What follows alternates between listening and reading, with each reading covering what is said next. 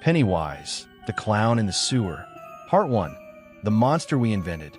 Monsters usually hide in places we expect. Wolves wait in the woods. Ghosts haunt old houses. Vampires crawl from coffins. But what about clowns? They don't belong in the dark. They're supposed to belong in circuses, in birthday parties, in the laughter of children. Bright colors, red noses, balloon animals. And yet, no monster feels more wrong, more invasive, more out of place than a clown standing somewhere it shouldn't. That's where Pennywise lives. The Sewer. In 1986, Stephen King released a book simply titled it. It wasn't just another horror novel. It was an epic about childhood, memory, and fear itself. And at the center of it all, a monster that called itself Pennywise the Dancing Clown. He didn't live in a haunted house or a faraway castle. He lived under your feet, in the drains, in the sewers, the places you walk past every day without thinking. That was the genius of Pennywise.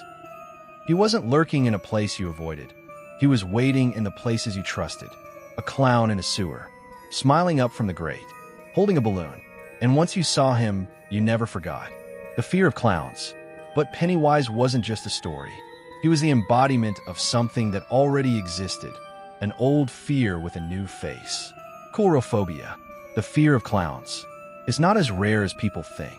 In fact, surveys suggest nearly half of adults find clowns disturbing. Why? Psychologists say it's because of the mask. A painted smile that doesn't move with the face beneath it. Expressions that don't match the eyes. Laughter that feels too forced, too sharp. Clowns are uncanny. Human, but not quite. Friendly, but maybe too friendly. And for children, that wrongness lingers. Pennywise tapped into that perfectly. Phantom clowns. Here's where the line between story and reality blurs. Because just as King's It was first being read in the late 1980s, real-life reports began to surface. Children across America started telling adults about clowns they had seen near schools, playgrounds, and bus stops. The stories were always the same. Clowns hiding in woods, clowns in vans, clowns trying to lure kids away. Police investigated. They found no evidence. No vans, no costumes, no suspects. But the reports kept coming. In Boston, in Kansas City, in Pittsburgh. Some called them phantom clowns. The timing wasn't lost on anyone. King had written a fictional clown that haunted sewers, and now children were pointing to the woods and saying, "He's out there." Fiction and fear. The thing about monsters is they don't need to be real to be dangerous. All they need is belief.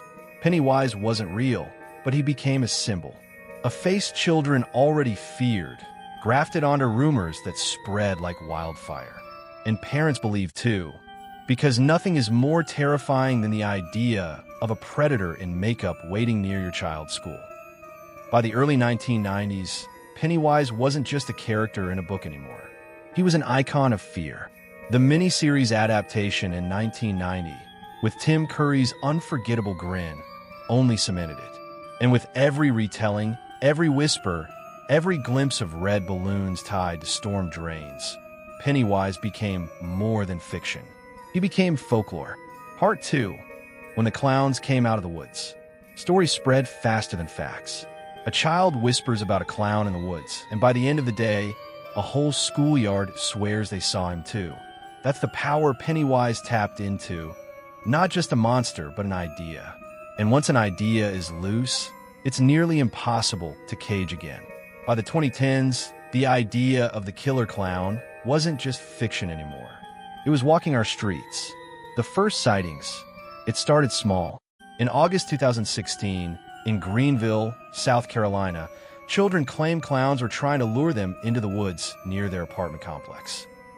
They said the clowns whispered from the tree line, that they dangled money, that they promised candy if the kids followed. Police investigated. They found nothing, but the damage was already done. Within weeks, sightings spread across the state, then across the country, then across the world. Clowns on the side of the road, clowns outside schools, clowns holding balloons under street lamps. Most of the time, it was just a figure in the distance. A phone photo, blurry, but undeniable enough to feed the fear. And every time, The police came up empty-handed. The panic. By September, the panic had gone global. Reports came in from the UK, Australia, Canada. Hundreds of calls. Suspicious clown sighting. Masked man in a clown suit. Clown chasing kids. Schools went into lockdown.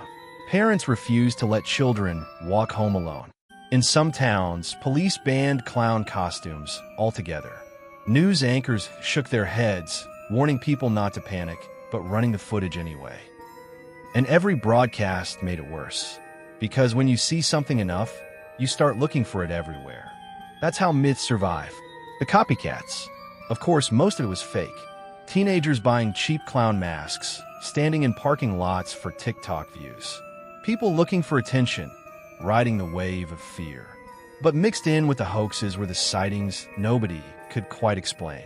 A clown on a deserted country road at 2 a.m., walking slowly toward a car until it sped away. A clown outside a school at dawn, holding a knife, plastic maybe, but real enough in the half-light. A clown knocking on a family's door, then vanishing before police arrived. No arrests, no suspects, just the stories. And stories feed fear. Pennywise returns. The timing couldn't have been worse. 2016 was only a year before IT returned to the big screen with a new film adaptation. Pennywise was already crawling back into the cultural spotlight. So when people saw clowns in the woods, they didn't think prank. They thought Pennywise. Red balloons tied to sewer grates appeared in neighborhoods. Some as jokes, some not. Nobody could tell the difference. And just like that, fiction and reality blurred again. Why clowns? The question was asked over and over. Why clowns? Why not masks or hoods or ghosts? The answer is simple. Because clowns don't belong in the woods. They don't belong under street lamps at midnight. They don't belong standing still on a deserted road. That wrongness is what makes them terrifying. A clown is supposed to be harmless, funny, safe. When you put one in the wrong place, it turns inside out. And when you give that image the weight of a story like Pennywise, it becomes impossible to separate what's real from what's imagined. The arrests. Eventually, police did make arrests. A man in Kentucky charged with disorderly conduct for lurking in the woods in a clown mask. A teenager in Virginia caught chasing kids with a baseball bat while dressed as a clown. Even a handful of adults arrested for terrorizing neighborhoods. But the panic didn't end, because for every clown caught, there were 10 more reported. And the sightings spread faster than any one police force could chase down. It was a wildfire of fear, and fear doesn't need evidence. It only needs suggestion. The aftermath.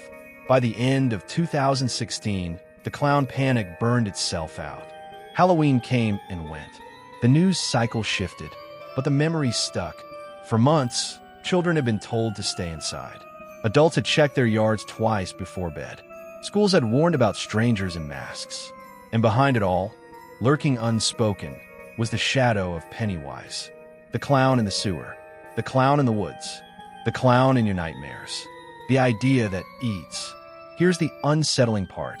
Almost none of the 2016 sightings were real. Not in the sense of a man in the woods or a clown in a van. Most were hoaxes, pranks, misunderstandings. But that didn't matter. The fear was real. The panic was real. The lockdowns, the police calls, the screaming children, all real. And that's the lesson Pennywise teaches. Monsters don't need to exist in flesh and blood to shape our world. Sometimes, an idea is enough. Part 3, The Real Monster. By now, Pennywise wasn't just a character in a book. He was a mask you could buy in stores. A red balloon tied to a grate. A shadow in the woods when the street light flickered. But the questions still lingered, whispered in playgrounds, on message boards, and at the edges of every clown sighting. Where did Pennywise come from? Was he born in Stephen King's mind, or was he waiting for someone to give him a name? The killer clown. Long before Pennywise, there was another clown. His name was John Wayne Gacy. To neighbors, he was a contractor, a volunteer, a man who dressed as Pogo the Clown at parades and charity events. He painted his face, pulled on a red nose, and made balloon animals for children. But behind the grease paint was something far worse. Between 1972 and 1978, Gacy murdered at least 33 young men and boys. He buried most of them beneath his house. Others were thrown into rivers, forgotten until their names surfaced in missing persons reports. The world called him the Killer Clown. When he was arrested, photographs of him in his clown suit flooded the news. Smiling, waving, friendly. And suddenly, clowns didn't feel safe anymore. The shadow that stuck. When Stephen King wrote it in the 1980s, America still remembered Gacy. King later said he didn't base Pennywise directly on Gacy, but the shadow was already there. Because once the world has seen a man in clown paint commit horrors, the innocence is gone. The red nose doesn't look funny anymore. The paint doesn't look safe. The laugh doesn't sound right. A clown became the perfect mask for a monster, and Pennywise became the symbol of that mask. Folklore meets reality. By the time the 1990 miniseries hit television, the connection was locked in. Tim Curry's Pennywise wasn't just a monster from a book. He was every parent's nightmare of a neighbor in makeup, every kid's whispered story about the clown in the woods, every shadow of Gacy's grin lingering in the culture. Pennywise wasn't one story anymore. He was dozens.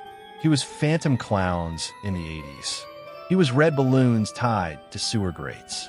He was teenagers in 2016 standing in the dark to scare drivers. And all of them bled together until the line blurred. The towns that remember. If you go to certain towns, they'll still tell you stories. A boy in Massachusetts swears he saw a clown watching him from the woods on his walk home. He was 10 years old at the time. He's 30 now, and he still remembers the way the face didn't move when the head tilted. A girl in Illinois recalls red balloons tied to her school's fence one morning in 2017. Nobody ever admitted to putting them there. The janitor popped them before the bell rang, but she swears she heard laughter echoing in the hallway all day. An old man in Maine will tell you he saw something in a sewer once, back in the late 80s. He won't say it was a clown, but when he looks away, his voice drops to a whisper. It had eyes. Yellow. Watching me. None of these stories can be proven, but they don't need to be. That's how folklore works. The fear that lives on. What makes Pennywise so terrifying isn't just the clown paint. It's what he represents. He's not just a monster. He's every adult that children fear doesn't listen. He's every shadow that grows longer at night.